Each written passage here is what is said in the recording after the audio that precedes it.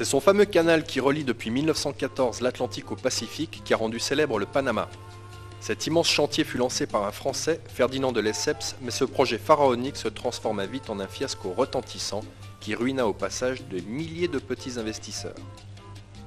Les Américains termineront les travaux et en profiteront pour faire main basse sur les richesses de ce petit pays d'Amérique centrale situé entre le Costa Rica et la Colombie. Le tiers des 3 millions de Panaméens vivent à Panama City, une ville résolument moderne construite au bord du Pacifique que ses habitants n'hésitent pas à qualifier de Manhattan latino.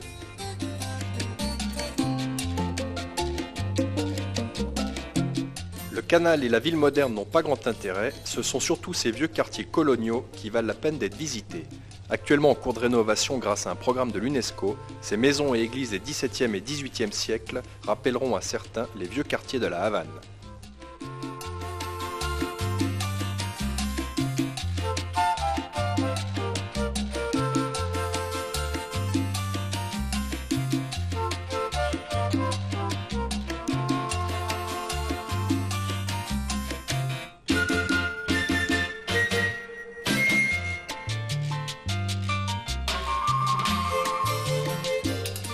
À un peu plus d'une heure de Panama City, en direction de la Colombie, nous nous rendons à Bahia Piñas, la baie des Ananas, rejoindre l'unique hôtel et en même temps centre de pêche de cette côte très sauvage, le Tropic Star Lodge.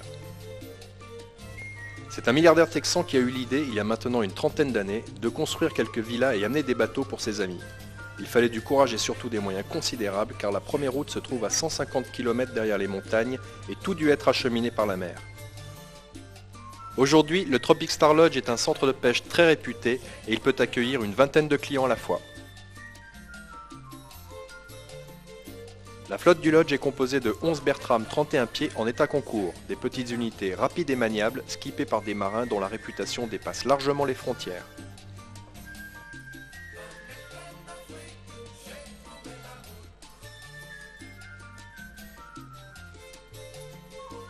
Les clients sont en majorité américains, ils viennent à Bahia Piñas surtout pour pêcher les marlins et les espadons voiliers, particulièrement nombreux entre les mois de février et juin. Dès l'aube, après un bon café, chacun retrouve son équipage en train de régler les freins des moulinets, vérifier les lignes et préparer les montages. Dès que les pêcheurs embarquent, les amarres sont larguées et les moteurs des Bertram ne tardent pas à rugir.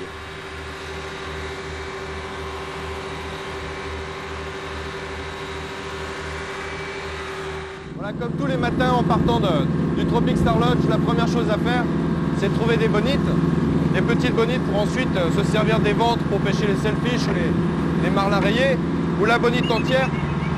Voilà une touche, une bonite qui a l'air sérieuse là, ou alors des bonites vivantes que l'on garde dans ces tubes, des tubes qui projettent de l'eau dans les branchies des poissons et qui les gardent en vie le temps d'arriver sur les coins de pêche. Voilà, il y en a au moins deux, on peut au moins en garder deux vivantes. Voilà, là il y a deux bonites sur leur ligne. Allez, festival de bonite, très bien.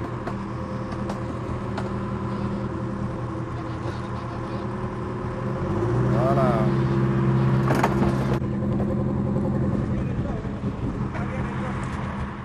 Dès qu'une bonne provision de bonites est faite, le skipper file vers une montagne sous-marine située à une dizaine de milles des côtes. Arrivés sur les lieux, les bonites vivantes sont montées avec un gros hameçon cirque-look attaché grâce à un fil de dacron que l'on passe devant les yeux de l'appât qui ainsi reste bien vivant. Et si les marlins sont dans le secteur, généralement, la première touche ne se fait pas attendre.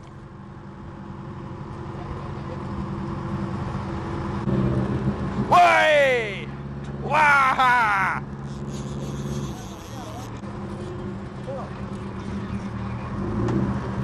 « 10 minutes, à peine 10 minutes de traîne, on a un marlin au bout, certainement un petit marlin rayé. Voilà. Ah, il prend pas mal de fil.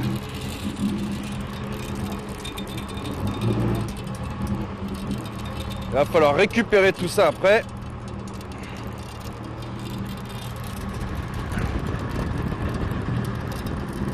Ok, on va lui faire la course maintenant, on va lui faire la chasse. On va remonter sur lui.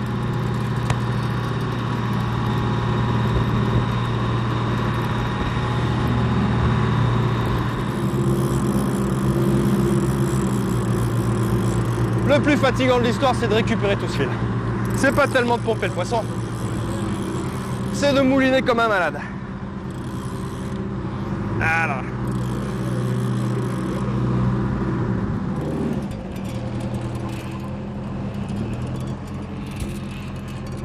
Il est là en surface. Ouais, superbe! Tout le monde vient ici dans l'espoir de capturer un gros marlin noir, et chaque saison, plusieurs spécimens de 400 à 800 livres sont capturés, marqués et relâchés. Néanmoins, entre février et mars, ce sont surtout les marlins rayés que l'on attrape. Ce ne sont pas des gros poissons, ils pèsent en moyenne entre 60 et 80 kg, mais pêchés sur des lignes pas trop fortes, disons du fil de 30 livres, ils offrent des combats rapides et spectaculaires.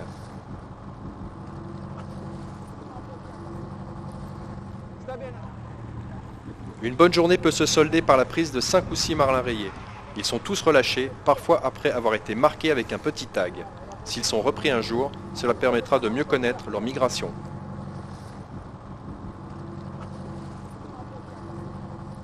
Au printemps, vers les mois de mai et juin, beaucoup d'espadons voiliers se concentrent sur les côtes du Panama. Mais un autre poisson est présent toute l'année par ici, c'est la coryphène qui atteint des belles tailles et qui, pêchée avec un matériel léger, offre des bagarres très sympathiques.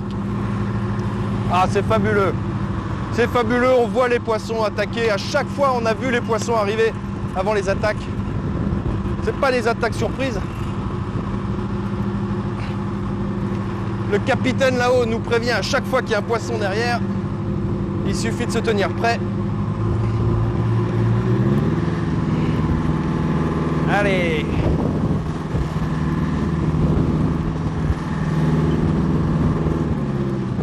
Elle est là. Ah, on la voit dans la vague. Quel beau poisson.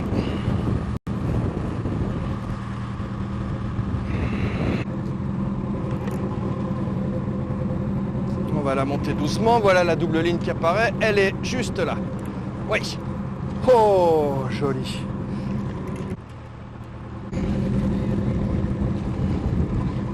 Allez, je vais essayer de reculer pour lui amener le bas de ligne.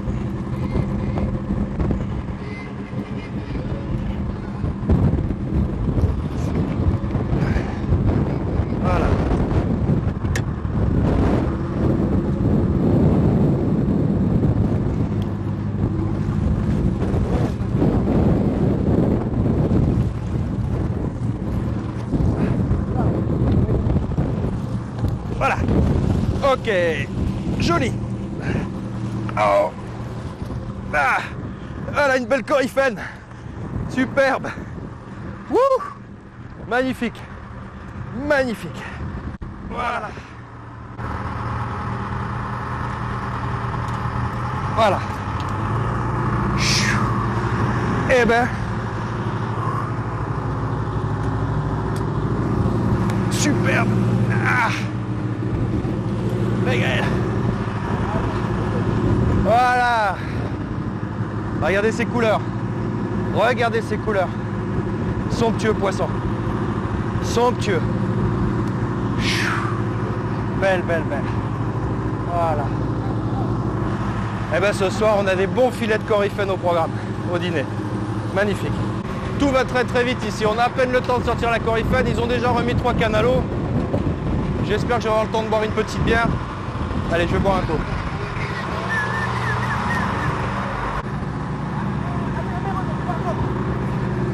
À certaines heures de la journée, généralement en fin de matinée, un nombre incroyable de poissons chassent en même temps en surface et il est rare de traîner ses leurres plus de 10 minutes sans avoir au moins la visite d'un sailfish, d'une coryphène ou d'un marlin. Il est toujours derrière. Il est à gauche maintenant, il est là, il est là.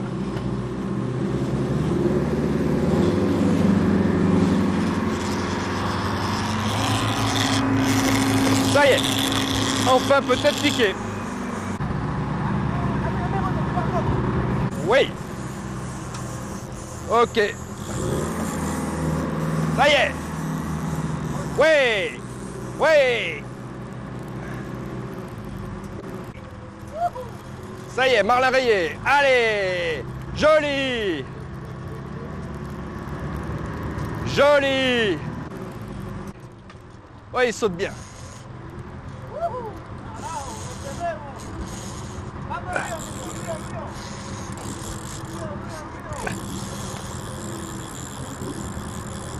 Allez, on va lui remonter dessus. Il y a du mou, il y a du mou, il y a du mou, il y a du mou. Ouais, c'est bon. Il est toujours là. Joli. Pas bien gros, mais joli quand même. Voilà.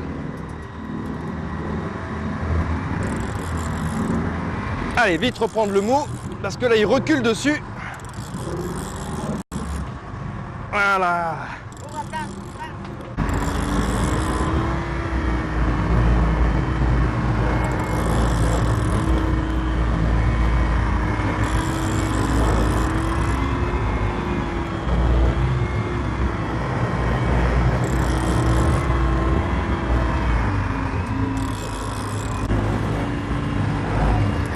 Ça y est, il est plus très loin. Il est plus très loin. Pas un gros, mais c'est déjà superbe. Il nous a fait un festival de saut au départ. Un festival.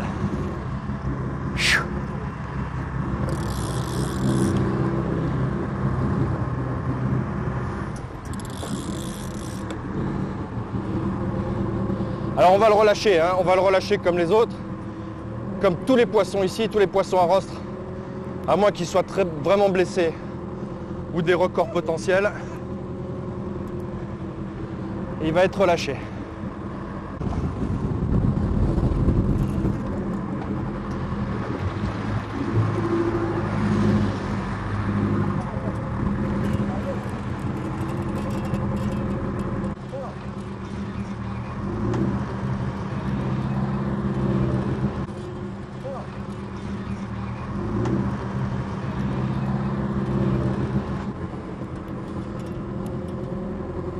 Il n'est pas encore au bateau.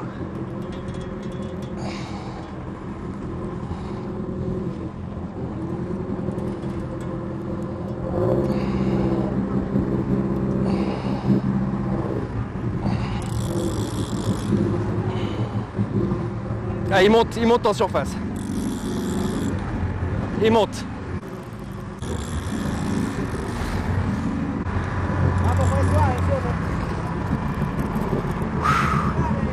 Wouhou!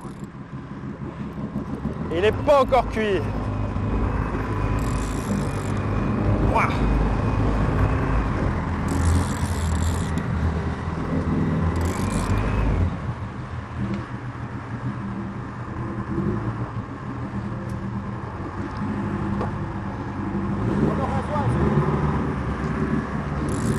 Suave.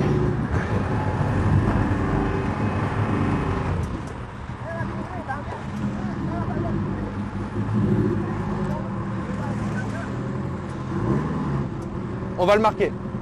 Ah, on va le marquer, on va lui mettre un tac dans le dos. Voilà, il va l'amener doucement au bas de ligne. Et on va le marquer.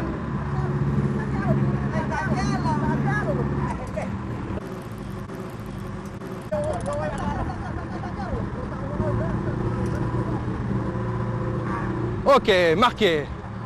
Joli. Ouais, joli travail, joli travail.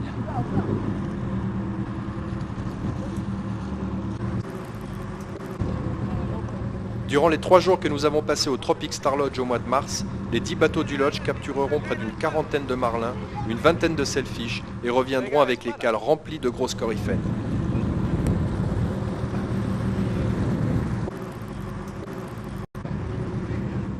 Après 3 sorties en compagnie des excellents skippers du Tropic Star, nous quittons cette région pour rejoindre un petit camp de pêche, le Rio Negro Lodge, où nous avons rendez-vous avec Tom et Alex qui nous attendent pour tenter de capturer 2 espèces qui nous intéressent particulièrement, les carpes rouges et poissons-coques.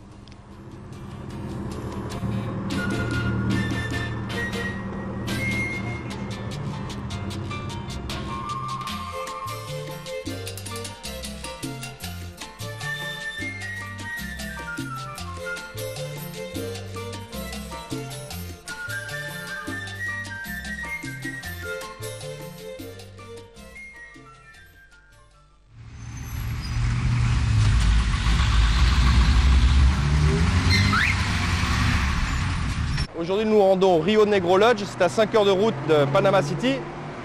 C'est le bruit. Alors on va pas prendre ces bus-là parce qu'il y a un bruit absolument d'enfer. Et pour couvrir le bruit du moteur, généralement, le chauffeur met la sono à fond, la salsa à fond. Alors pendant 4 ou 5 heures, ça devient vite pénible. Alors on va prendre un des bus climatisés qui font la liaison tous les jours, plusieurs fois par jour. Il y a à peu près 4 heures, 4 heures et demie de route et ça coûte 6 $ par personne. Voilà, allons-y.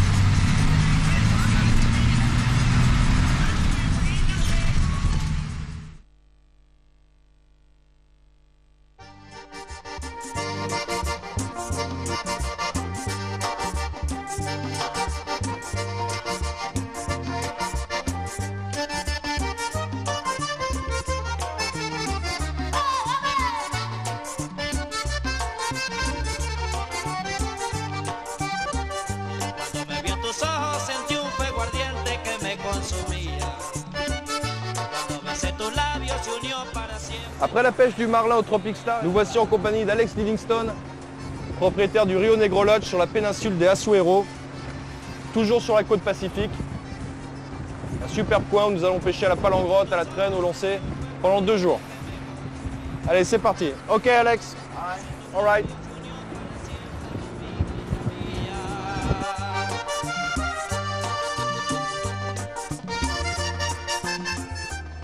Alex est un Américain né au Panama. Fanatique de surf et de chasse sous-marine, il a découvert ce coin sauvage il y a une dizaine d'années et a décidé de s'y installer et de créer avec son ami Tom un petit centre de pêche pouvant accueillir 6 personnes au maximum.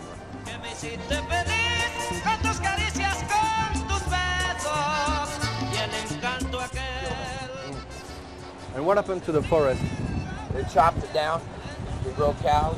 For the cows? They chop it down for the wood, and then you can see it's forest over here. Over there is good jungle, and on the other side it's triple growth canopy with macaws, big parrots. They've chopped it slowly, and they chop the wood out. They sell the wood, and then they put cows on it.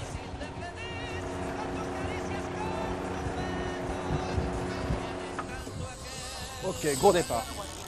Gros départ.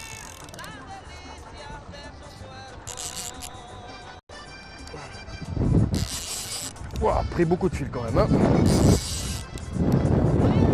Ah, joli démarrage.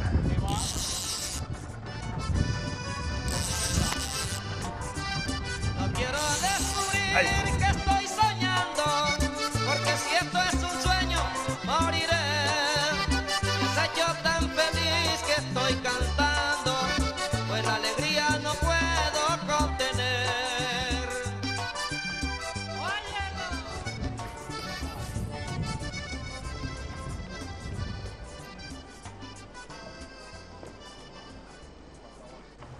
Oh oui, derrière moi. Oui, oui, oui. Carpe rouge peut-être. Snapper.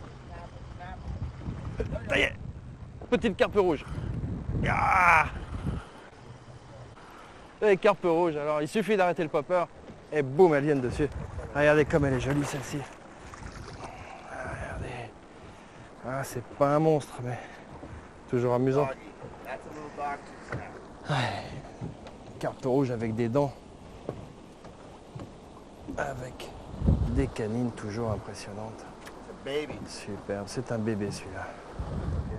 Voilà les poppers faits maison par Alex. Tube de PVC, de la résine à l'intérieur et un gros hameçon simple derrière. Voilà.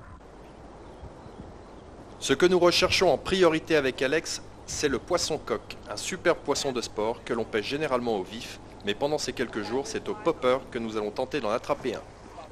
Papagayo! Oh. Un papagayo et un énorme amberjack. Allez. Si ça ne marche pas, je changerai de popper. Oh là, derrière moi. Ça y est. Poisson coq. Oui. Poisson coq. Oh. Oh là là là là là là. Oh là là là là. Ah, il va direct vers le caillou là-bas. Aïe. Oh. Oh. Ah, il va dans le caillou. Il va dans le caillou. Il faut l'arrêter avant.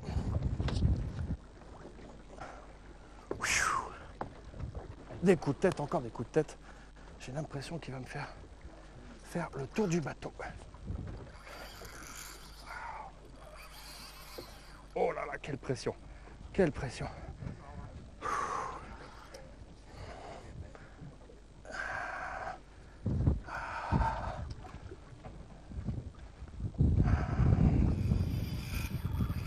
Oh. Quelle puissance. Il est pas gros celui-ci, même pas 10 kilos peut-être. Mais quelle puissance. Regardez comme il est beau. Waouh. Oui. Ah, celui-ci on va le décrocher. Voilà. Super. Flyer, please. Magnifique. Regardez ça. Crête de coque là. Allez, on va le décrocher. Ok. Super, merci. Ok. Ah. Poisson coque. Oh là là. Pèse Gaio. Allez, go with the engine. Wow. Je crois avoir vu la crête d'un poisson coque. Quelle attaque. Quelle attaque. Wow. Ah, c'est un beau poisson, c'est sûr. Ouah, c'est gros. Beaucoup de cailloux ici, à peine 10 mètres de fond. C'est vraiment un coin très très difficile à pêcher. Si le moins de poissons sortis de plus de 10 kilos, c'est beaucoup de chance. Waouh. Je sais pas ce que c'est, j'ai cru voir. Oh. La violence du démarrage avec la tresse. Oh là là. Oh là là. Oh, quelle puissance. Oh là là. Oh là là.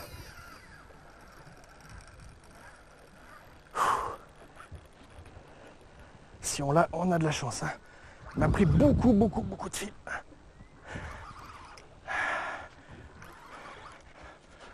Alex, you got a lot of rooster fish here around? Yeah, lots of roosters. Oh. Muchas. Ah. They grow big? Uh-huh. I've caught them up to 80 pounds. Ah. Alex me dit que c'est un poisson qui peut atteindre 40 kg. Il en a pris jusqu'à 40 kg. Celui-ci, je pense pas qu'il les fasse. Si c'en est un, 40 kilos. Oh. Oh. Ah là là. Le papagayo, they jump? Sometimes, yes. Ok. Il me dit que parfois, oh là là, les coups de tête, j'aime pas ça. J'ai l'impression qu'il est en train de se décrocher. On voit quelque chose qui arrive là. Une grosse tache blanche. Oh là là. They jump, but they don't come out of the water. They'll Okay. come up to the surface. Voilà, il me donne des coups de tête horribles. Des grands coups de tête. Ah, très violents. Bang, gauche à droite. Comme pour se détacher. On va relâcher un peu la pression. Le voilà. Oh. Il me semble bien piqué. Oh, here it comes. He's getting in the water. Ouais.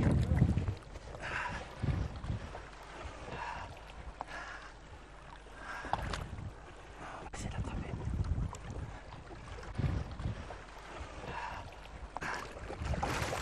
Ah, voilà.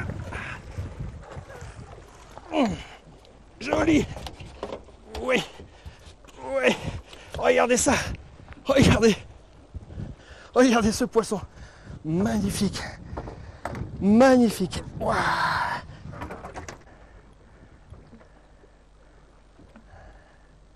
Ok, on va le relâcher. J'espère qu'il n'est pas trop fatigué. Ouais. Oh. Ouais, c'est pas le perdre. Allez. On va le tenir comme ça un peu pour le réoxygéner. Magnifique. How much does it weigh? 20 kilos. 20 kilos. Here, let me see. Let me see.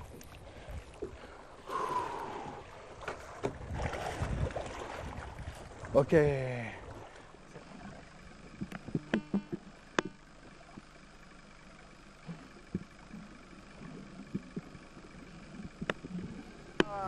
Come to Why'd you go and leave me in a big mamoo?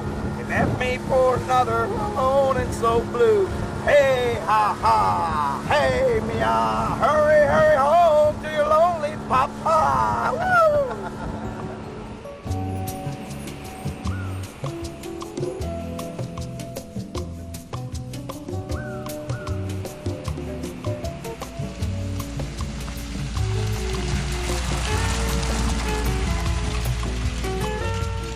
On peut difficilement affirmer que les villages des environs comme Mariato sont particulièrement animés.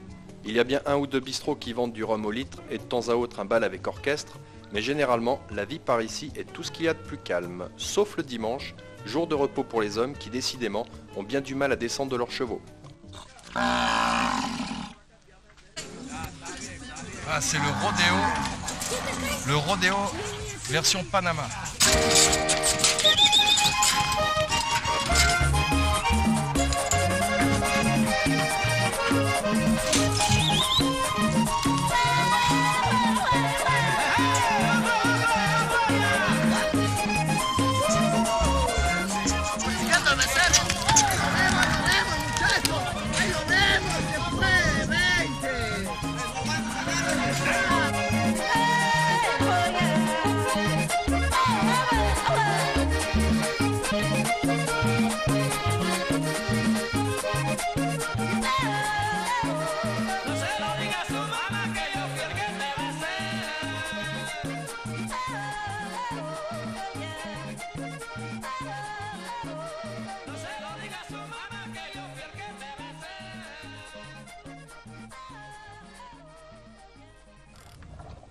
Voilà.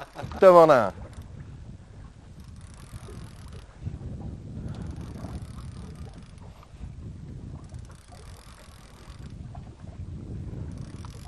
Le voilà. Oh, un baliste. On appelle le triggerfish ici.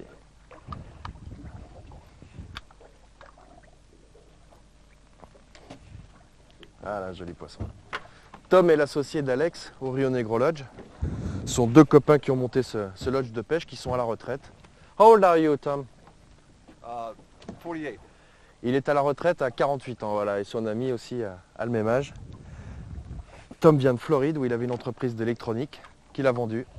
Et maintenant il a monté son petit lodge au Panama, le Rio Negro Lodge. Alors, au début il recevait que des copains, des amis, puis maintenant ils ont décidé de se lancer, d'en faire un vrai centre de pêche. Il y a une petite chasse autour de nous, là, des bonites qui chassent les petits poissons, et on a vu oh là, ça chasse aussi partout autour du bateau, un banc de carangues là passé, gros banc de carangues passé sous le bateau. Ça pète de partout autour.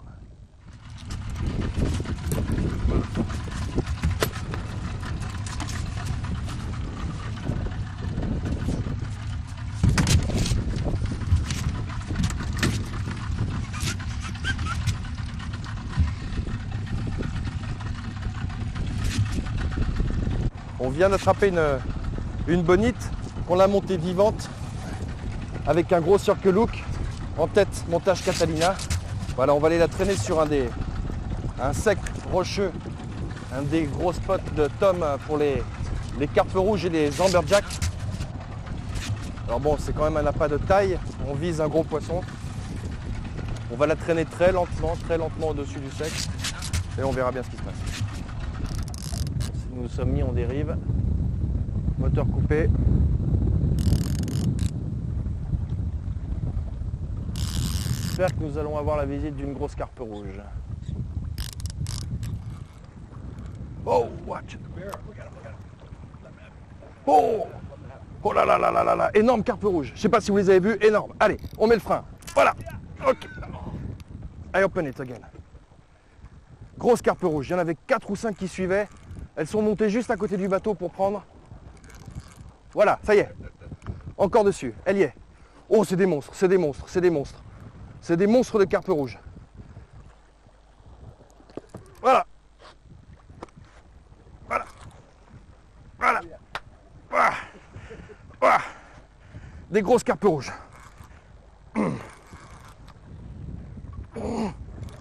Voilà. Voilà. Alors là, il faut pas lésiner, il faut monter gros. Fil de 80 livres. Elles sont venues, il y en avait 4 jusqu'en surface pour prendre la bonite. Alors là, oh. Ah. Ah. Ah. Waouh, waouh, waouh, waouh, waouh, waouh, waouh.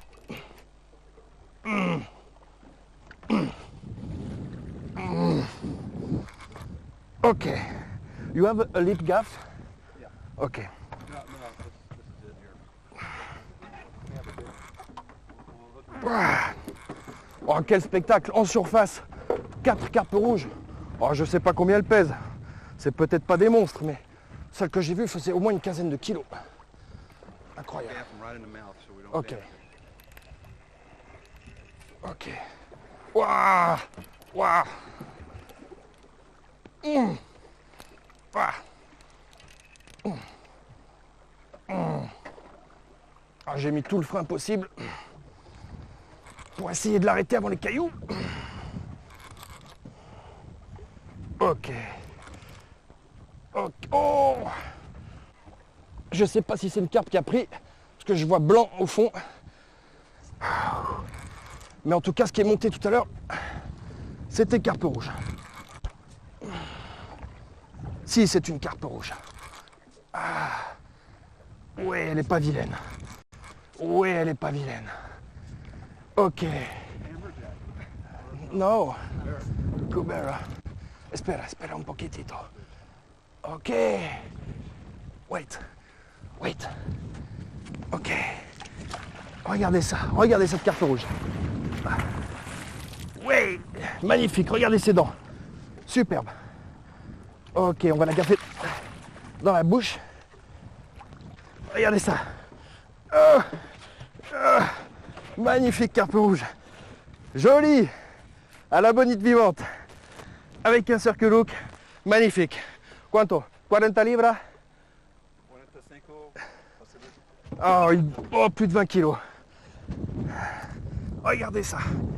Oh, ses dents. Superbe. Magnifique. Ouais.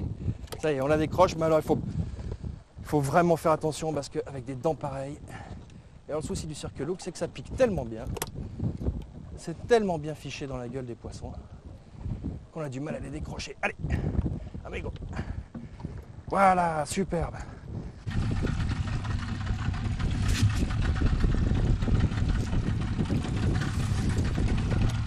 Oh, elle fait plus de 20 kilos. Largement plus de 20 kilos.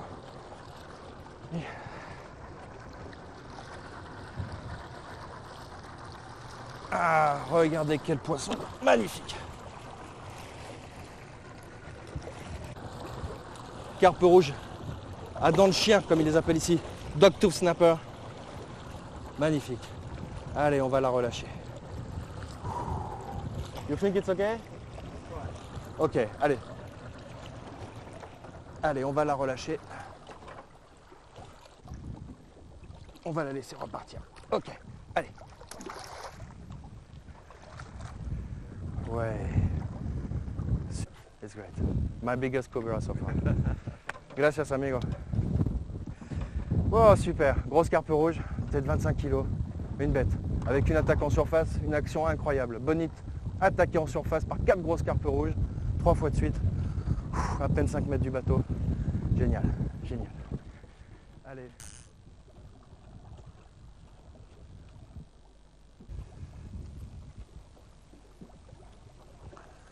On va faire ce que Tom appelle un montage en papillon.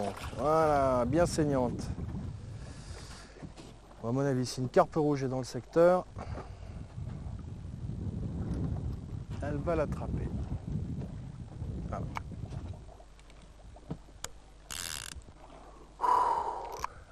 Ah, again, ça y est, il est encore là.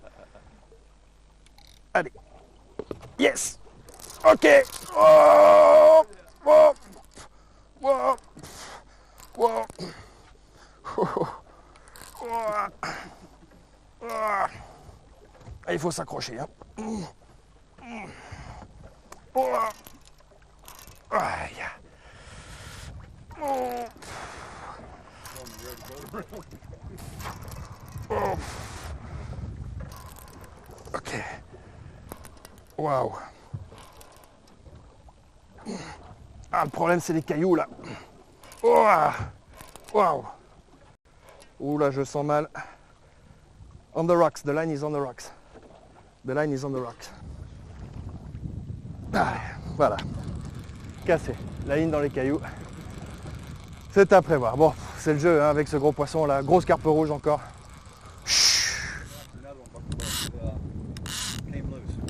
Ah. Oh, she's afraid. Oh, big fish. Ok.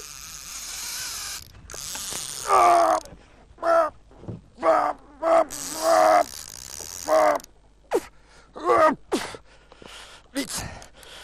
Vite, poupée.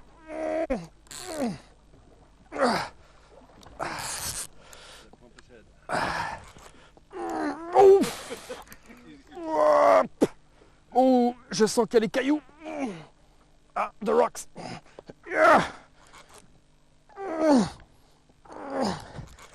Faut rien leur donner. Sinon, c'est les cailloux. Et la casse, ça m'est déjà arrivé. J'espère qu'on va y arriver cette fois-ci.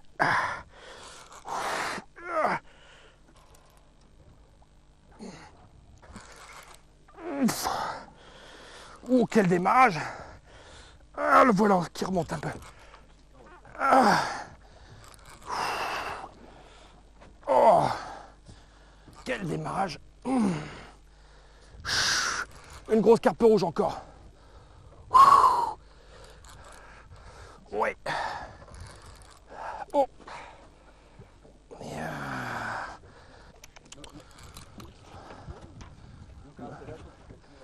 Oh, regardez. Oh, regardez encore cette bête. Ah. Regardez ça. Ah, mais... Voilà. Oh.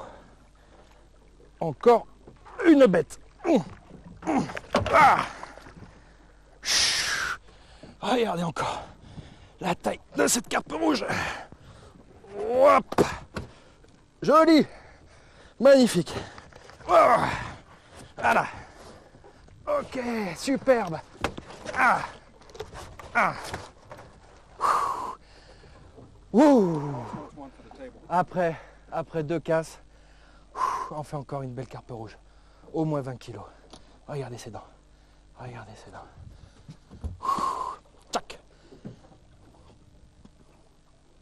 Ah, c'est une petite carangue, mais elle m'a fait une attaque. Oh. Elle m'a fait une sacrée attaque.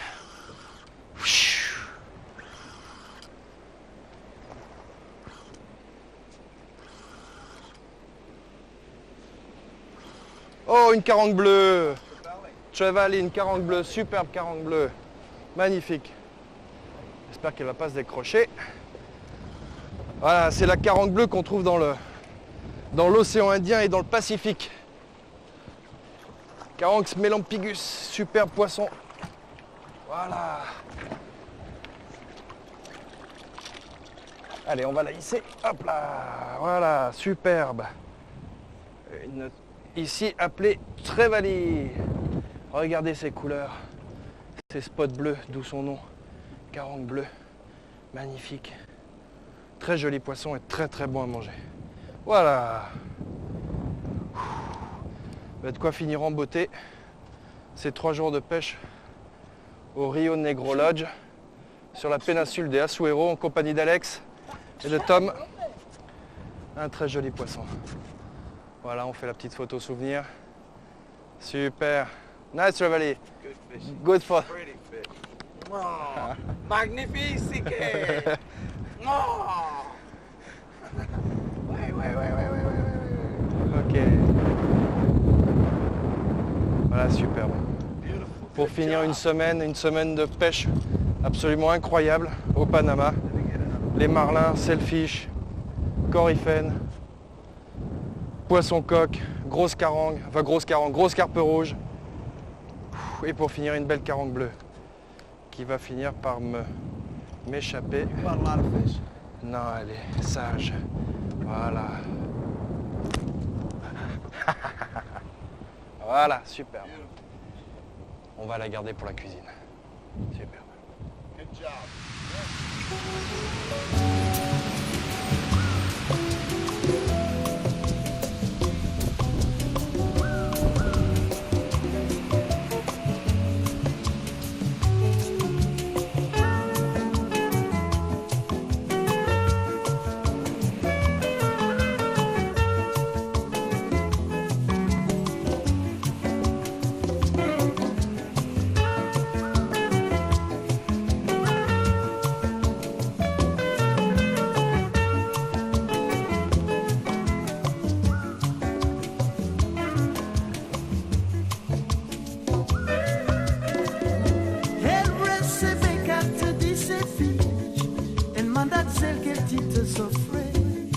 Sofre calor na terra de gente. Grito de golfinhos. Grito de golfinhos. Esse caminho é tão longe para buscar a filha.